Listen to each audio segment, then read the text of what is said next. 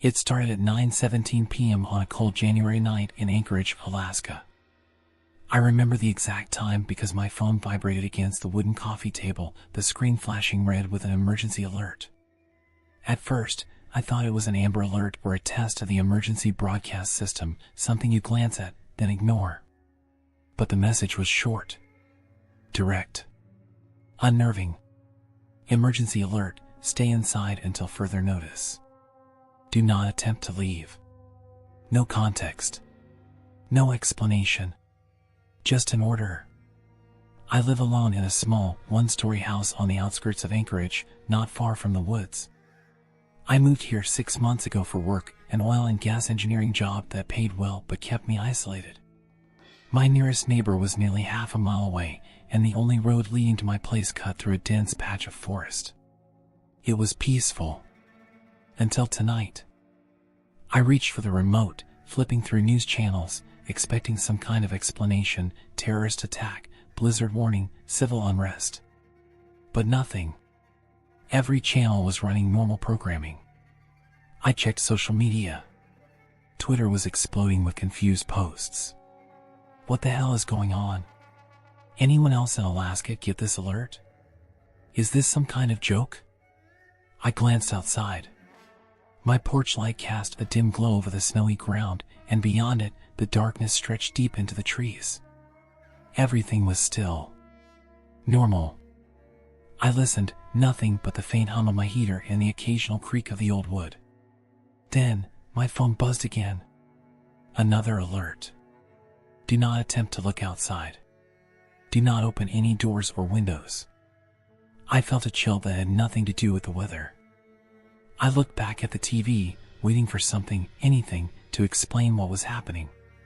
But the news remained the same, traffic reports, sports recaps, fluff pieces. I switched to the local emergency frequency on my shortwave radio. Static. That's when the power cut out. The hum of the heater died. The TV screen went black. My house was plunged into darkness, except for the faint blue glow on my phone screen. My heartbeat thundered in my ears. Was this planned?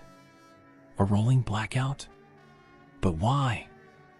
I reached for the flashlight I kept in the kitchen drawer and flipped it on, casting long shadows against the walls. And then, I heard something.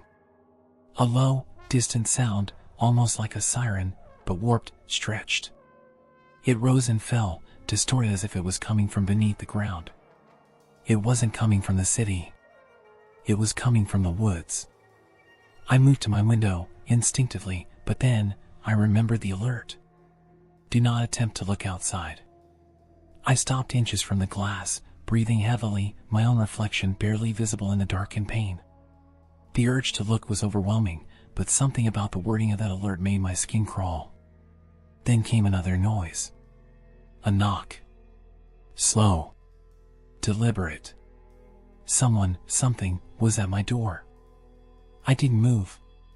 My breath caught in my throat. It was the slowest, most measured knocking I had ever heard. Not frantic. Not urgent. Just waiting. Another knock. I swallowed hard. My nearest neighbor was miles away. No one should be out here. Not at this hour. Not in the middle of a blackout. My phone vibrated in my hand. I looked down. Do not open your door for any reason. The knock stopped. A silence stretched through my house so complete, I could hear the blood rushing in my ears. Then, scraping. Something was moving outside my house, dragging itself along the walls. I could hear it circling, slow and methodical, its presence pressing against me like a weight. Then came the whisper. Low. Garbled. Not human. It was trying to speak. I gripped the flashlight tighter, backing away from the door, trying to control my breathing. The whispering continued, slithering, unnatural syllables. It was almost like static, but alive. Then, all at once, it stopped. The silence returned, deeper now, like the world outside my walls had been swallowed whole. My phone buzzed one more time. Do not speak to them. Do not make a sound. I didn't. And in that moment, standing alone in the dark of my house, with something just beyond my walls that should not exist, I realized I wasn't going to sleep tonight. The whispering had stopped, but the silence that followed was worse. It felt thick, heavy, pressing in against my ears like I had been submerged underwater. I didn't move. I didn't breathe too loudly. I didn't know if whatever was outside could hear me, but I wasn't willing to take that risk. My fingers gripped the flashlight so hard my knuckles ached, but I didn't dare turn it off. The weak glow cast faint shadows along the walls, distorting the familiar shapes of my living room into something unnatural. The emergency alert had warned me not to look outside, not to open my door, not to speak, but it had said nothing about how long I had to endure this. The power was still out. My heater was silent. Without it, the cold was creeping in, numbing my toes against the hardwood floor. My phone screen dimmed, the battery already dipping below 30%. I should have charged it earlier. The silence stretched on, dragging time with it, minutes feeling like hours as I stood there, waiting for something to happen, for another knock, another sound. But nothing came. The stillness outside became unbearable, suffocating, and against every instinct in my body, my feet began to move. Not toward the door, but away from it, toward the hallway leading to my bedroom, my office, the smaller guest room at the back of the house. The urge to put more distance between myself and whatever was outside was overpowering. If it had left, I didn't want to be here when it decided to come back. I moved as quietly as I could, each step measured, each breath controlled. My ears strained for any hint of movement outside, any shift in the snow, the crunch of boots, the rustle of branches, but all I could hear was my own heartbeat pounding in my skull. I reached my bedroom door and slipped inside, locking it behind me even though I knew a simple lock wouldn't do much if something really wanted to get in. My room was darker than the rest of the house, the curtains drawn shut, shielding me from the temptation of looking outside. I sat on the edge of my bed, gripping my phone, debating whether I should call someone. The police? I hesitated. What would I even say? That I got a strange emergency alert telling me not to go outside? That someone, or something, had knocked on my door in the middle of a blackout and whispered in a voice that didn't sound human? That I was terrified but didn't have any real proof of danger? It sounded ridiculous, even in my own head. My fingers hovered over the screen, but I didn't dial. Instead, I opened my messages, scrolling through my contacts, stopping on the one person I knew was still in town, my coworker, Daniel. We weren't close, but we got along well enough at work, and he lived on the other side of town. If he had gotten the same alert, maybe he knew something I didn't. I typed quickly, my fingers shaking slightly. Hey man, did you get that emergency alert too? My power's out. Something weird is going on. I stared at the message before hitting send. The read receipt popped up almost instantly. Then the typing bubbles. My stomach tightened. Yeah, got it too. My power's out too. Whole street is dark. No one's answering their doors. I exhaled slowly, relieved I wasn't the only one experiencing this. I started typing back, asking if he had seen or heard anything unusual, but before I could finish, another message appeared. Did you hear the siren? A cold knot twisted in my gut. I hesitated before replying. Yeah. But it didn't sound right. The typing bubbles appeared again, but this time they took longer. When the message finally came through, it was shorter than I expected. Don't go outside. I didn't need to be told twice. The air in my room felt thicker, heavier. My mind kept circling back to that knock at the door, the scraping, the whispering. What had it been saying? I couldn't make out the words, but something about it had felt wrong. Like it wasn't trying to communicate, but mimic. As if it had learned the shape of words, but not their meaning. My thoughts were interrupted by another vibration in my hand. Do you see them? A chill ran down my spine. See who? No response. The typing bubbles appeared, then disappeared, then appeared again, as if he was hesitating. Finally, another message. Look outside. Every muscle in my body tensed. The alert had said not to. Every part of my instincts told me not to. And yet, my pulse pounded in my ears, my fingers tightened around the phone, my legs tensed as if ready to move. I didn't respond. I didn't want to. But the silence was unbearable. Then, another message. Just a quick peek. You need to see. The wrongness of it hit me instantly. The way he had phrased it.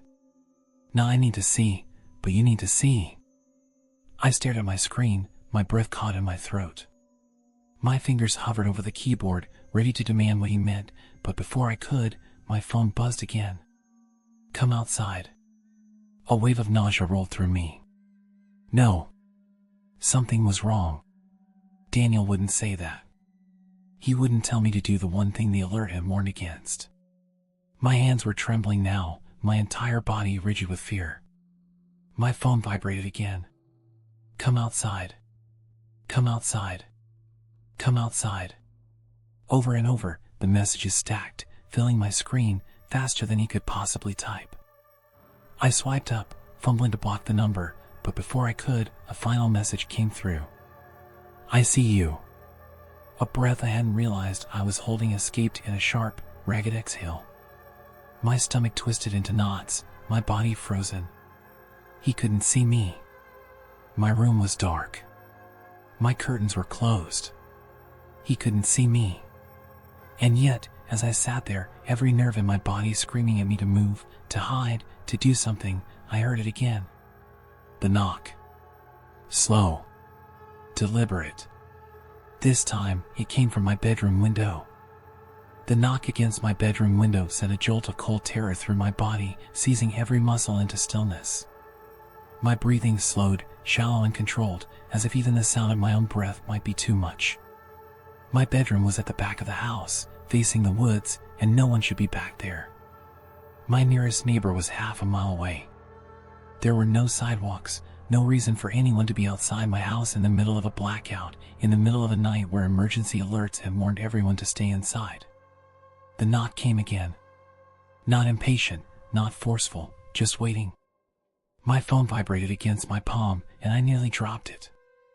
The glow of the screen cast eerie shadows across the walls as I hesitated before looking down. Unknown number. I didn't answer. I wouldn't. I pressed the side button to silence it, but the moment the call cut off, the knocking against the glass grew louder. It wasn't a fist, it wasn't even knuckles. It was softer, flatter, a dull pressure against the window like a palm pressed against the glass. I gritted my teeth, forcing myself to stay still, not daring to move toward the window. My curtains were drawn, thick enough that I couldn't see out, and more importantly, nothing could see in. But I felt it. The presence on the other side. Something was there, just inches away, separated by only a thin sheet of glass and fabric. My phone vibrated again. I squeezed my eyes shut. Another call from unknown number. Another knock. Louder. I had to do something. I couldn't just sit here, paralyzed. My body was cold, but my skin was damp with sweat, my breath fogging in the dark room. I reached toward my nightstand, feeling for the baseball bat I kept there. My fingers wrapped around the smooth wood, grounding me for just a second before the knocking stopped. Silence. An overwhelming, crushing silence. The absence of noise made my ears ring. My chest rose and fell in shallow gasps. My muscles ached from staying so tense, waiting for the next sound. But none came. Had it left? I listened. Not just for movement, but for anything, breathing, footsteps, even the sound of retreating crunches in the snow. But there was nothing. I didn't trust it. It was too abrupt. My phone screen dimmed, then went black. My fingers tightened around it. I opened my messages, my hands slick with sweat, my thumb moving before I could think. I opened Daniel's last message, the one that had sent my stomach into knots. I see you. I hesitated. If I responded, would that be giving it what it wanted? Would that be acknowledging something I shouldn't? I couldn't think straight. I tapped out a reply. Where are you? The message didn't send. No signal. I clenched my jaw, swallowing the rising fear in my throat. No power. No signal. No way to know if I was alone.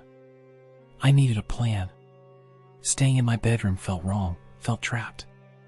If something was outside my house, waiting, watching, knocking, then I needed to know how many of them there were. I needed to know if it was just one figure at my window or if there were more. The thought made my stomach lurch. My mind raced through the layout of my house, thinking of the safest way to move without drawing attention. My living room had the largest window, the one I had nearly looked through before stopping myself. The guest room had a small one, but it was closer to the woods. The kitchen had a back door, locked but vulnerable. If I moved, I needed to do it carefully. I forced myself to stand, my legs stiff, my feet nearly silent against the wooden floor. Step by step, I moved toward the bedroom door, one hand gripping the bat, the other reaching for the handle. I turned it as slowly as possible, the mechanism clicking softly as the latch released. The hallway beyond was pitch black. My heart pounded, but I didn't turn on my flashlight. Light would make me a target. I inched forward, my breathing controlled, the air in my house wrong. It felt thick, charged with something unseen, like I wasn't the only thing inside anymore. The floorboards didn't creak under my weight, but I knew the house well enough to avoid the loose spots. As I passed the bathroom, I felt it again. A presence. Not outside. Not through the windows. Inside. I froze. My grip tightened on the bat, my knuckles aching. The air was colder here, unnatural. My phone buzzed against my hip, nearly making me scream. I ignored it, too terrified to move. My body screamed at me to run, but I didn't know where was safe anymore. I forced myself forward, reaching the living room, my eyes darting toward the front window. The curtains were still drawn. I exhaled. Still safe. I crouched low, moving toward the edge of the fabric, my pulse hammering against my ribs. I wouldn't look. I just needed to listen. My ear inches from the wall, I held my breath, straining to hear anything. And then, a tap. Not from the front door. Not from the window. From the ceiling. I stopped breathing. My thoughts crashed into one another. The attic. There was nothing up there. No way inside except for the hatch in the hallway closet, the one I never used. The tapping came again. Slow. Deliberate. It was inside. I moved before my brain could catch up, my body acting on instinct. My legs carried me backward, retreating toward the hallway, my bat raised. If it was above me, it had to come down eventually. I needed to be ready. My back hit the wall near the kitchen, and I turned toward the back door. It was locked. Secure. But then I saw it. The handle was turning. My stomach twisted into a cold knot. Not rattling. Not jerking. Turning. Slow. Controlled. It wasn't testing the lock. It knew I was here. It knew I was watching. And then my phone buzzed again. A message. Unknown number. I didn't want to look. I didn't want to see. But my eyes flickered down. Let us in. My body went rigid. My breath hitched. The words blurred against the screen as my vision pulsed with adrenaline, and then the lock clicked. The lock clicked, not violently, not forced, but smoothly, as if whoever, whatever, was on the other side had the key. My breath seized in my throat, my entire body frozen as I watched the handle rotate the rest of the way, so slow, so controlled, as if it was savoring the moment before pushing the door open. My mind screamed at me to move, to react, to do something, but my limbs felt heavy, disconnected from my will. Every second stretched unbearably long as I braced for the inevitable. But the door didn't open. The handle had fully turned, but the door remained closed. The air around me was suffocating, thick with something I couldn't name, a wrongness that made my skin crawl.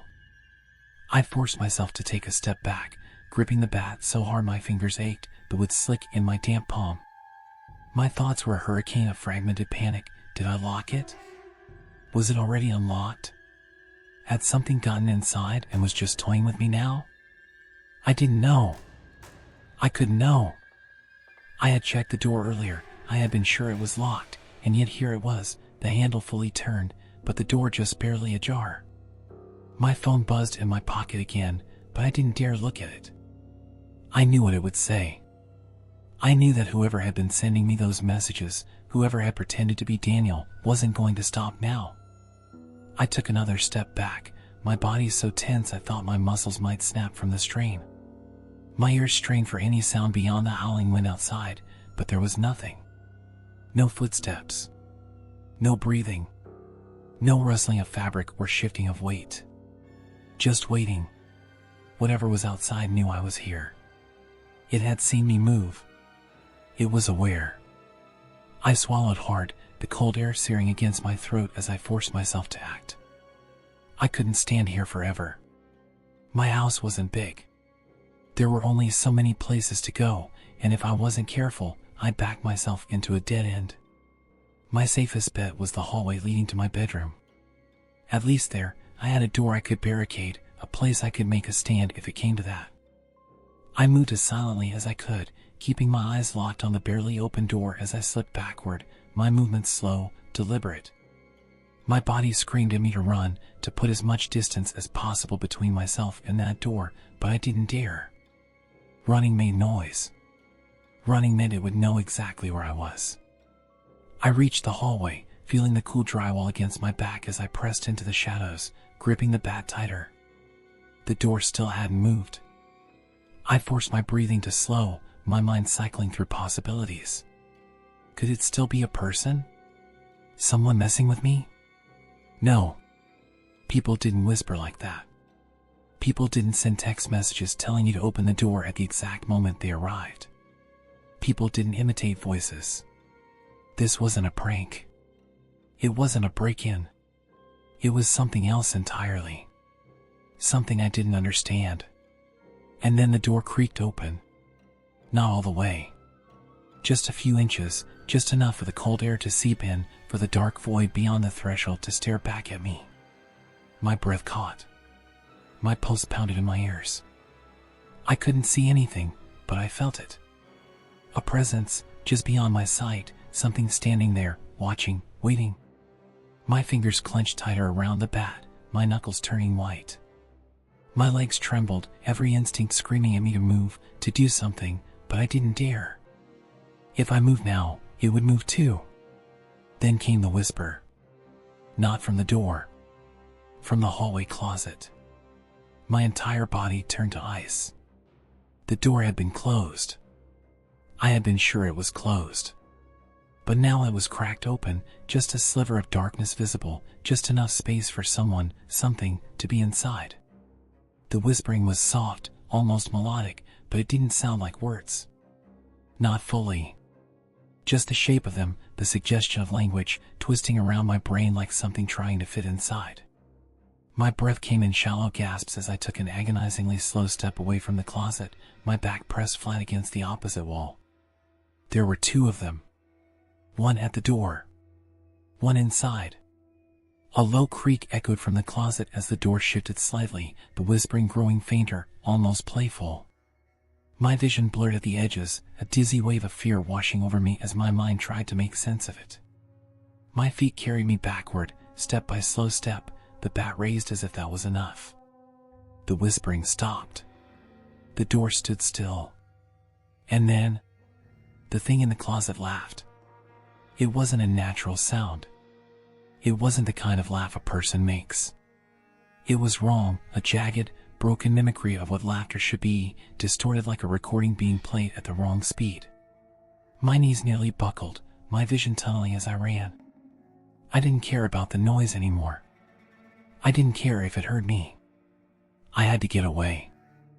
I sprinted for my bedroom, slamming the door shut behind me, locking it, shoving my dresser in front of it with a force I didn't know I had. My heart slammed against my ribs, my breath ragged, my hands shaking so violently that I almost dropped the bat. I backed away from the door, staring at it as if expecting it to burst open at any moment. The house was silent again. Then, A soft tap. Not at my bedroom door. At the window. My entire body went cold. The window was behind me. I knew better than to turn around, but I felt it there, on the other side of the glass, pressing against the house, just inches away from me. My phone buzzed again. Unknown number. I didn't look. I couldn't. My breath hitched, my body trembling as I fought the urge to turn, to see. The buzzing stopped. Then, a message. Let us in. I squeezed my eyes shut, gripping the bat so tightly my fingers burned. My mind raced through every possibility, every way out, but there was none. My house was surrounded. The power was out. My phone had no signal. And then, the whispering started again. This time, it was inside my room. The whispering was behind me, low and garbled, twisting through the air like smoke, pressing into my ears with words that weren't quite words, syllables that curled unnaturally at the edges. My muscles locked, my entire body paralyzed as my mind screamed at me to not turn around. It wasn't real, it couldn't be real, the door was locked, the window was shut, there was no way anything could have gotten inside. And yet, I felt it. The air in my bedroom had changed, thick with something I couldn't name, something heavy and aware. My pulse hammered so loudly it drowned out everything else, and for one unbearable second, I thought I could feel breath against the back of my neck. I clenched the bat tighter, my fingers aching, my grip unsteady, every muscle screaming for me to do something, to act, to fight. But how do you fight something that isn't supposed to exist? The whispering shifted, a sound like static sliding beneath it, and for the briefest moment, I swore I heard my own voice mixed in, distorted, stretched. My stomach lurched, bile rising in my throat. I had to move. With every ounce of control I had left, I forced my feet to step forward, toward the door, my hands slick with sweat, the bat trembling in my grip. I reached for the dresser, still blocking the door, knowing I would have to move it if I had any chance of getting out. My arms ached as I pushed against it, but I didn't stop, didn't hesitate, because whatever was behind me was still whispering, still waiting, and if I hesitated, I wouldn't be the one to move first. The dresser scraped against the floor, inch by inch, slow and agonizing, every sound amplified by the silence pressing in around me. The whispering didn't stop. I knew it was closer now. I felt it. The air was colder, like something had drained the warmth from the room entirely, like I had been plunged into a vacuum where heat couldn't exist. I shoved the dresser one final time, the movement almost sending me to the ground, but I caught myself against the door, my breath ragged, my vision blurring at the edges. And then, the whispering stopped. I didn't hesitate. I didn't think. I threw the door open, stumbling into the hallway, gripping the bat like it was the only thing anchoring me to reality. The house was dark, impossibly so, like the power outage had seeped into the walls, swallowing what little light remained. I forced my breathing to steady, my eyes darting between the rooms, the doors, the shadows. Nothing moved. Nothing whispered. The only sound was the distant, howling wind outside, rattling against the house like an afterthought. But I wasn't fooled. It was still here. Somewhere. I took a slow step forward, my heart pounding against my ribs, my body tense for movement, an attack, anything. But the house remained silent. My phone vibrated against my hip. I nearly dropped it in surprise, the sensation foreign against my numbed skin. My hand shook as I pulled it from my pocket, the screen glowing against the darkness. Unknown number, come outside. I swallowed, my throat dry, my lips cracked. My hands hovered over the keyboard, my fingers unsteady as I typed. Who are you? The message didn't send. No signal. The moment the screen dimmed, the vibration came again. Unknown number, we see you. My stomach clenched. I turned, my back pressing against the hallway wall as I scanned the darkness, my breath shallow, my pulse hammering. They weren't inside. They couldn't be. Could they?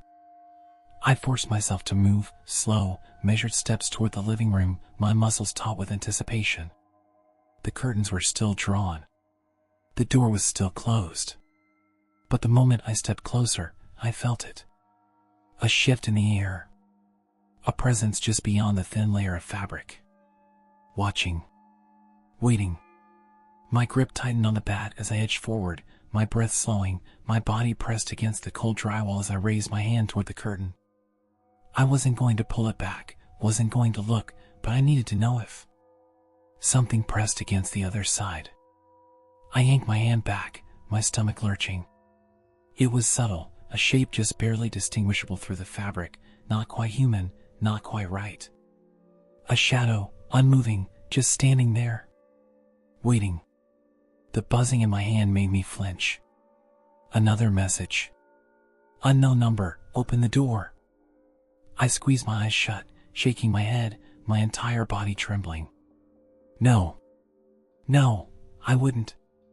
My breathing was ragged now, my chest tight, my lungs burning as if I wasn't getting enough air. My fingers curled around the bat, the pressure grounding me, keeping me from spiraling into full-blown panic. I turned away from the window, from the shadow pressed against the other side, and forced myself to move back toward the hallway. I had to get out. I had to. The whispering started again. But this time, it was coming from inside my phone. I dropped it, the device clattering against the wooden floor, the screen flashing once before the whispering cut off. My breath came in sharp gasps as I backed away, my entire body ice cold with terror. My phone vibrated again, but I didn't pick it up. I couldn't. I knew whatever was on the other end wasn't something I could reason with. My eyes darted toward the front door. It was still closed. The shadow was still there. But something about it had changed. It was taller now. A slow, shuddering breath escaped my lips. My hands shook, my mind scrambling for a plan, a way out, a way to survive. My thoughts raced through the layout of my house, the exits, the doors, the windows, the attic.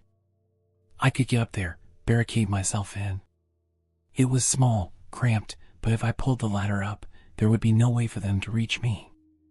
My legs carried me before my mind could catch up, pushing forward toward the hallway closet where the attic hatch waited above.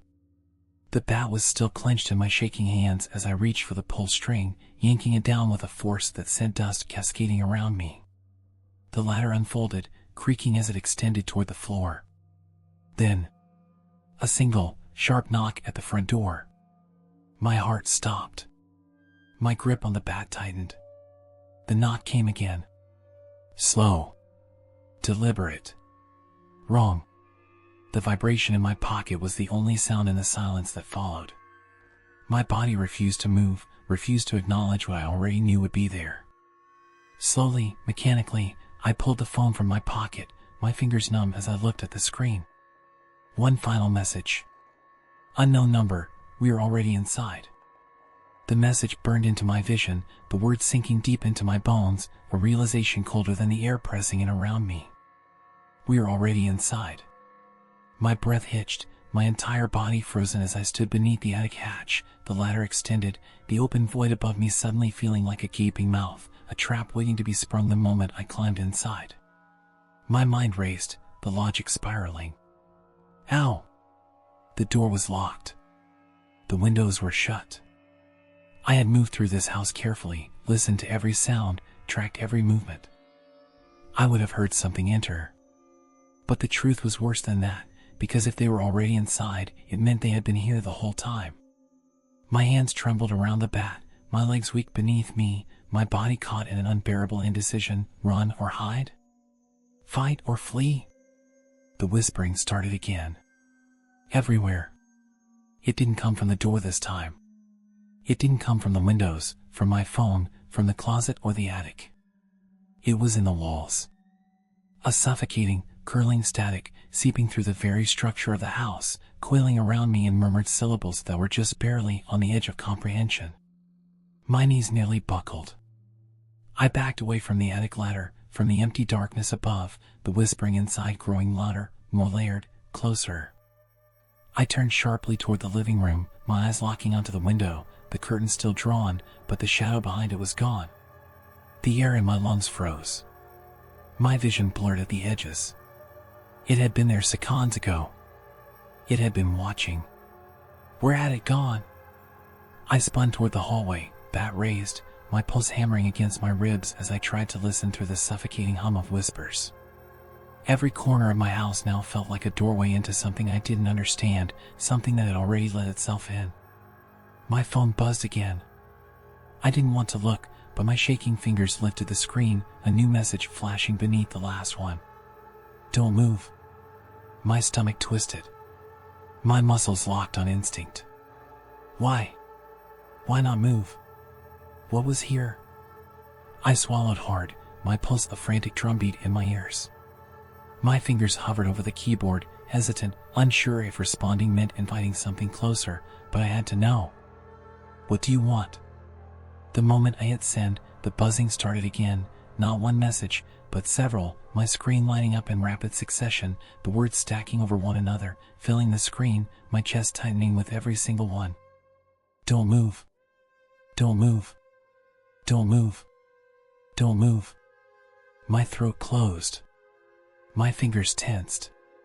My legs ached with the effort of remaining perfectly still. And then, as my vision tunneled, my breath shallow, the whispering in the walls stopped. The house went silent. A silence so thick, so complete, it felt placed there, deliberate, intentional. And in that stillness, I heard it. A footstep. Behind me. My breath caught. My mind went blank. My fingers clenched so hard around the bat that I felt the wood creak under the pressure. I couldn't move. I couldn't. The messages. The warnings. I was frozen between the unbearable reality of what I had just heard and the fear of what would happen if I reacted. Another step. Closer. My lungs burned. My body screamed to run, to fight, to swing the bat behind me with all the force I had left, but I didn't. I didn't move. Then, a voice. Why are you hiding? My stomach dropped. The voice was familiar, horribly so, a voice I had known for years, but impossibly wrong. It was my own. A slow, dragging imitation, like someone who had never spoken before, forcing their throat to shape words that didn't belong to them.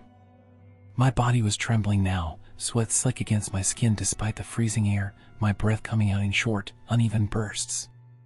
Then, the worst part. It laughed. Not loud, not sudden, but deliberate, quiet, and close. Right behind my ear, stretching into the silence like something savoring the moment. I clenched my jaws so hard I felt my teeth grind, my entire body locked in place, waiting for the inevitable. The bat in my hands felt useless now, a child's toy against something I couldn't see, something that was playing with me, something that was enjoying this. The laughter stopped. A pause. And then, a breath against the back of my neck. I moved. I don't know if it was instinct, or panic, or the final breaking point of whatever mental wall had been keeping me together, but I moved. I turned sharply, swinging the bat behind me, aiming for whatever was standing there, but nothing. The air was empty. The hallway was empty. My bedroom door was still ajar. The attic ladder still extended. There was nothing behind me. But I had heard it. I had felt it. I knew it had been right there. My stomach twisted. My grip on the bat faltered. My vision swam as I stumbled backward, my entire body shaking. My phone buzzed again, the screen flashing against the darkness, another message waiting for me. Run. I didn't need to be told twice. I bolted toward the front door, my feet pounding against the wooden floor, my breath sharp and uneven, my chest burning with panic as I reached for the deadbolt. My fingers fumbled, slick with sweat, my hands shaking so violently I could barely grip the lock. And then, something knocked. I froze. Not from the front door. Not from the windows. From inside the house. A slow, deliberate knock, like someone announcing themselves before entering a room. My breath hitched. My fingers slipped from the lock. I turned, my heart hammering so violently it felt like it might burst through my ribs. The sound had come from the hallway. From my bedroom door. The place I had just left. I swallowed back a scream. My legs locked, caught between running and the terrible, terrible instinct to look, to confirm what I already knew was there. The air in the house had changed again. Heavier. Expectant. Another knock. Softer this time. Closer. My phone buzzed. My fingers barely had the strength to lift it, my chest too tight, my hands too unsteady, my vision shaking as I read the words flashing across the screen. Don't turn around. A breath shuddered from my lips. My legs felt like they might give out beneath me. My body was screaming at me to look. The pressure of the silence, the weight of the unseen presence behind me, the unbearable knowledge that I was not alone. The whispering started again. But this time, it was saying my name. The whispering was right behind me, curling around my name, stretching it into something unrecognizable, something not human. My body seized with a cold so absolute I thought I might collapse, my muscles locked in a violent battle between instinct and terror. My mind screamed at me to not turn around. I gripped the bat so hard my fingers ached, but I didn't dare lift it. The air was thick with something unseen, something pressing against the back of my neck like a shadow made of breath. I could feel it. It was right there. My phone vibrated again, the screen glowing in my trembling hands, another message flashing beneath the last. Do not move. Do not turn around. Do not speak. I clenched my jaw so hard I felt a sharp pain in my temples. The whispering continued, layered now, overlapping voices that weren't quite voices, as if something else was trying to use my name, trying to wear it like a disguise. My stomach twisted. I wanted to run. I wanted to move. But I knew, knew, that the moment I did, it would act too. The house was suffocating, wrong, pressing in from all sides. The walls no longer felt solid, the space around me stretching, bending, like I had stepped into something else entirely. Another knock. Soft. Closer. From the ceiling. My breath hitched, my pulse hammering against my ribs, my body fighting itself to not look up. The ceiling wasn't high. Whatever was knocking was right above me. My vision blurred at the edges, sweat slipping down my spine, my heartbeat loud enough to drown out the whispering, but not enough to block out the next sound, something shifting. The softest scrape of movement, something weightless pressing against the drywall above me, something moving into position. The realization was a gut punch. It was waiting. It was waiting for me to look. I gritted my teeth, locking every muscle in place. My phone buzzed violently in my hand. Don't look. Don't look. Don't look. The words burned into my brain, a command, a warning, a desperate plea. My skin prickled, my breath uneven, my hands clammy and weak around the bat. I couldn't move. I couldn't speak. I was locked in place by something I couldn't see, but it could see me. The whispering grew quieter, softer, a slow hum that melted into the background, but the weight of its presence didn't fade. The knocking from the ceiling stopped. A pause. A shift in the air. And then, something exhaled into my ear. I ran. I don't remember deciding to move. My legs just reacted, launching me forward before my mind could catch up. The hallway stretched in front of me, impossibly long, dark and narrowing, the walls pressing in, the house folding into itself as I sprinted toward the front door. My vision tunneled, the edges swallowing into darkness, my lungs burning, my heart pounding with the weight of something chasing me. I didn't dare look back.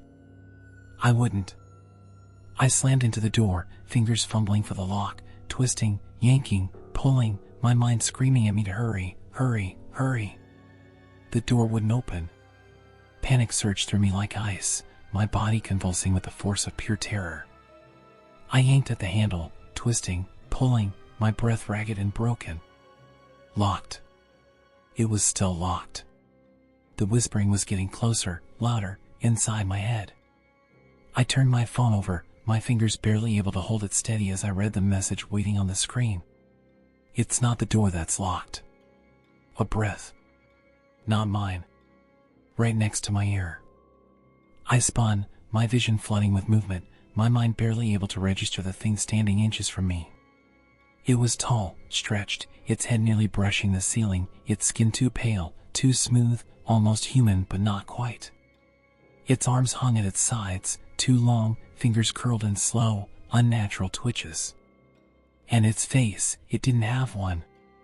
Not at first. But then, it smiled. My own smile. Wide. Too wide. Teeth forming where there shouldn't be any, lips curling in a twisted, unnatural mimicry of my own expression. My body shut down. My mind cracked open. I couldn't move. I couldn't scream. It knew me. It had been watching, learning, shaping itself into something that could wear me. My phone buzzed. My hand barely had the strength to lift it. Do not let it speak. But I was too late. Its mouth opened, and it said my name. Everything split. The world turned inside out. My vision swam, my brain recoiling from the sound, my name twisted, distorted, stretched into something wrong. My body collapsed, my limbs no longer my own, my skin burning as the room folded, the walls breathing, the air humming with a frequency that didn't belong here. I was being rewritten. The moment it spoke my name, it had taken something, grabbed onto something, pulled it into itself. My eyes burned. My hands twitched. And then, a siren. Loud. Piercing. Real. The pressure inside my skull snapped. The walls pulled back, the floor solidified beneath me, the darkness receding in an instant, leaving me gasping, heaving, alive. The figure was gone. The house was still. My phone was dark, the messages erased, the screen reflecting only my own pale, trembling face. I stumbled back against the door, my entire body shaking, my vision blurred with exhaustion. Outside, the sirens wailed. The power flickered back on. The house was normal again. But I wasn't. I stared at the reflection in my phone screen, my own face looking back at me, the light from the hallway casting shadows along my features. But something was off. Something I couldn't name. My eyes felt wrong. My own skin felt unfamiliar. I didn't move. I didn't breathe. And then, my reflection smiled. The smile on my reflection wasn't mine. It looked like me, but it wasn't me. My breath hitched, my chest locking tight as I stared at the face in the phone screen, the mouth curling just slightly too slow, like a delayed reaction, like something inside was testing how to move. My own eyes, except they weren't, held an awareness I didn't recognize, something deeper, something else. The power had returned, the sirens still wailing in the distance, but the house felt wrong. Like the walls had been peeled back and put together again, like the space I was standing in wasn't entirely the one I had always known. My skin prickled, my fingers barely gripping the phone, the weight of the bat in my other hand grounding me, the only thing keeping me from spiraling into full-blown panic. I wanted to look away, wanted to not see, but I couldn't. My reflection's eyes twitched at the edges, the muscles in my face tensing, but I hadn't moved. The room behind me and the screen was just as it should be, the hallway dim, the door to my bedroom slightly ajar. But something was off. It was a half-second slower than reality, as if the image lagged behind my actual movements, like a bad video feed struggling to keep up. My heartbeat pounded against my ribs, a terrible realization curling inside my stomach. I wasn't alone. The air in the room shifted. A weight pressed down, unseen but unbearable, as if something was waiting just beneath the surface of reality, just outside my perception, watching. I swallowed hard, my throat raw, my body screaming at me to move, to get out, but the moment I took a step back, my reflection didn't. It stayed perfectly still. My stomach plummeted. And then it blinked. I didn't. My grip on the bat tightened. My legs locked, my pulse hammering against my skull, my mind barely able to process what I was seeing. It wasn't lagging. It wasn't a trick of the screen. It was something else. My reflection had blinked on its own. I dropped the phone. The screen cracked against the wooden floor, the sound sharp in the heavy silence, but I barely heard it over the blood rushing in my ears. My entire body felt ice cold, my limbs weak, my chest too tight to breathe. The sirens outside stopped. The house hummed with the soft static of the refrigerator kicking back to life, the low electrical buzz of a world resetting itself. But I didn't move. I couldn't. A slow, deliberate knock echoed through the hallway. Not from the front door. From my bedroom. I squeezed my eyes shut, my jaw clenching so hard I thought my teeth might crack. My hands trembled around the bat, my body begging me to run, to do something, but I couldn't. Not yet. The knock came again. Soft. Patient. Familiar. My stomach turned. It was me. I knew it before I even looked. I felt it the way you feel a presence in an empty room, the way you know when someone is staring before you turn to see them. I forced myself to move, every step slow, my body numb, my breath shallow as I reached the doorway of my bedroom. The door was open just enough to see inside, just enough to see someone standing there. It was me. Not a reflection. Not a shadow. Another me. It stood in the dim light, facing me, head slightly tilted, arms at its sides. My stomach twisted violently, my knees nearly buckling beneath me, my grip slipping on the bat. I couldn't breathe. Its face, my face, was expressionless, the features correct but empty. Like it had copied my skin, my hair, my body, but not me. Then it smiled. I staggered back, my entire body seizing with panic, my mind fracturing under the weight of what was happening. The thing in my bedroom stepped forward, slow, measured, tilting its head as if watching my reaction, as if learning. My throat closed. I wanted to scream, but I couldn't. Then it spoke. I don't think you should be here anymore. My own voice, slightly off, slightly wrong, slightly too slow. My vision swam. My grip on the bat tightened until my knuckles ached. The air felt different now. The walls stretched, the floor unfamiliar beneath me, the hallway too long. The house wasn't my house anymore. I wasn't in the same place I had always been. I took a step back. It took a step forward. I shook my head, my breath coming in sharp, broken gasps. This wasn't real. It couldn't be real. But the thing in my bedroom kept moving, slow, patient, like it had all the time in the world to let me figure out what I already knew. I had lost. I wasn't supposed to survive this. The realization sent something sharp and electric through my body, my legs moving before my brain could stop them. I turned, sprinting for the front door, yanking it open with a force that nearly dislocated my shoulder. The cold night air hit me like a wall, and I ran. Barefoot, breathless, my body burning with exhaustion, my vision a dizzy mess of movement and streetlights, my heartbeat a drum in my ears. I ran until the house was gone, until the trees swallowed the road behind me, until I couldn't feel it watching anymore. My legs gave out somewhere down the road, my hands scraping against frozen pavement, my chest heaving, my lungs desperate for air. The world felt sharp, real. The wind stung my skin. The ground was solid. My heart was still beating. I was alive.